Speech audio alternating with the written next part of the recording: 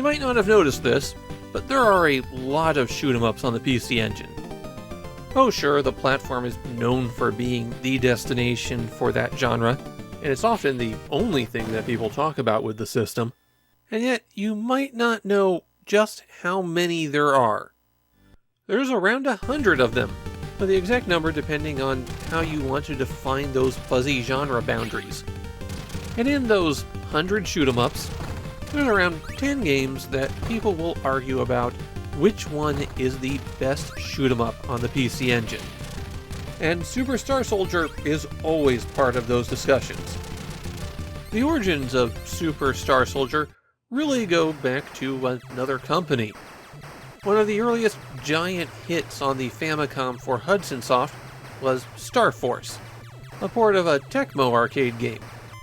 When the time came for a sequel, well, Tecmo had already started publishing their own games on the Famicom, so Hudson had to come up with their own game, Star Soldier. And that was also an enormous hit for them.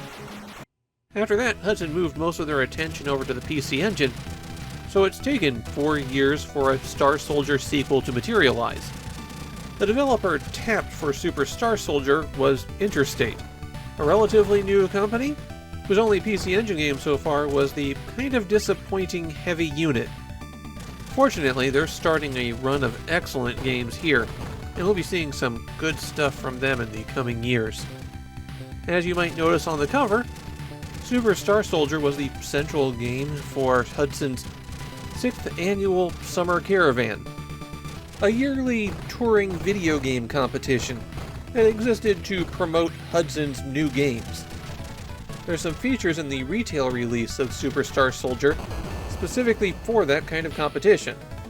A 2-minute and a 5-minute challenge. These modes have their own special stage, and music taken from earlier Hudson games, remove most of the power-ups, and just challenge you to get as high of a score as possible.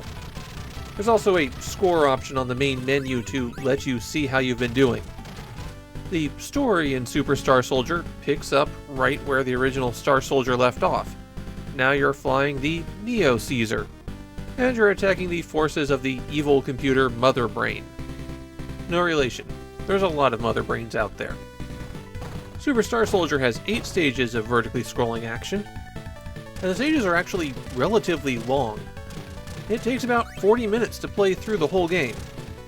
This is one of those games where there aren't speed power-ups, but instead you hit the select button to choose how fast you want your ship to move.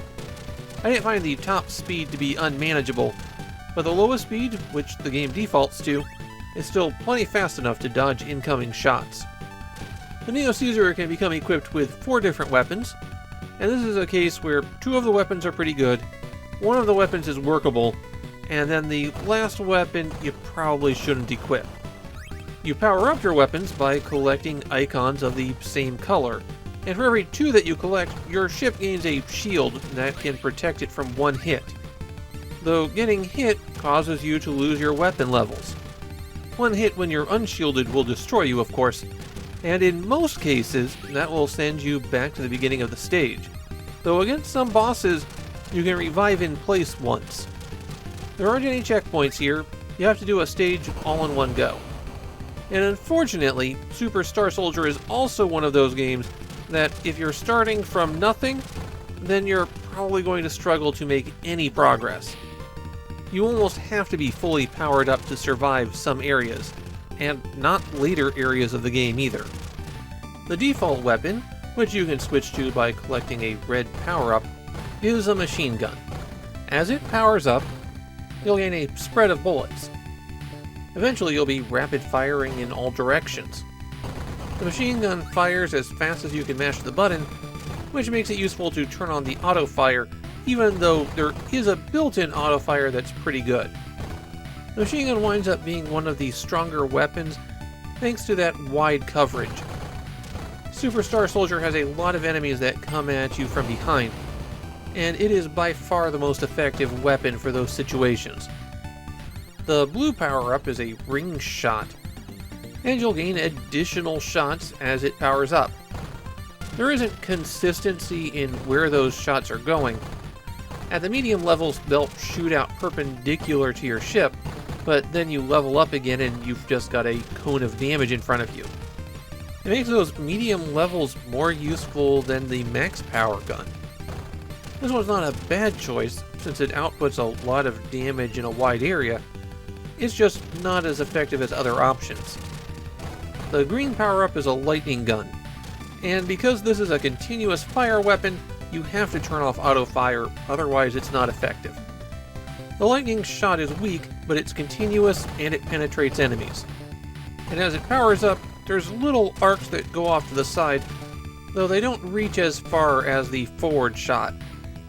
The lightning gun doesn't give you good coverage, but for enemies coming at you from the front, it's the most effective choice. That winds up making it pretty good against bosses, even if it's not the strongest on stages. And then there's the yellow weapon, which gives you a flamethrower. And theoretically, this should be high damage, continuous fire. But in practice, it's got very short range, and as it powers up, you get a second burst and they move on their own. You can't even reliably aim at anything. It also gets blocked, which just makes the flamethrower a significantly worse version of the lightning gun. It's a bad choice. If you're fully powered up and collect your weapon's color again, or if you collect one of the flashing power-ups, then there's a screen-clearing explosion. However, you don't have any bombs that you can trigger on your own, so that explosion is just a nice bonus. There are also two power-ups that are just letters. The M fires homing missiles, and as you collect more of them, you'll get a few more missiles. It's not bad, it's just you're constantly being swarmed by so many enemies in Super Star Soldier that the missiles wind up not having that much of an effect. O is for option, and initially those will be positioned on the sides of your ship, but pressing button 1 will cause them to rotate to the front and back of the ship. The option destroys anything that comes into contact with it, including bullets, so these act as additional shields. Collecting another option power-up causes them to spin around your ship wildly. You lose the control, but you get good coverage. There's definitely situations where you'd prefer one mode over the other, so don't be afraid to just skip a second O. As I mentioned, Super Star Soldier is really well regarded in Japan. It's a game that wowed people when it was released, and it still comes up as one of the best games on the platform. And yeah, obviously I liked it. This is a frantic, exciting, gorgeous looking, gorgeous sounding, peak shoot-'em-up. Its biggest flaws are ones that were inherent to the genre at the time. It's tough to recover when you die, you really have to memorize the stage layout, and it's not the friendliest game for beginners. I don't think it makes my top 5 PC Engine shoot-'em-ups, but I had to think about it, and that top 5 is a very crowded field. If you like shoot-'em-ups at all, why aren't you playing this right now? This is one of the great ones.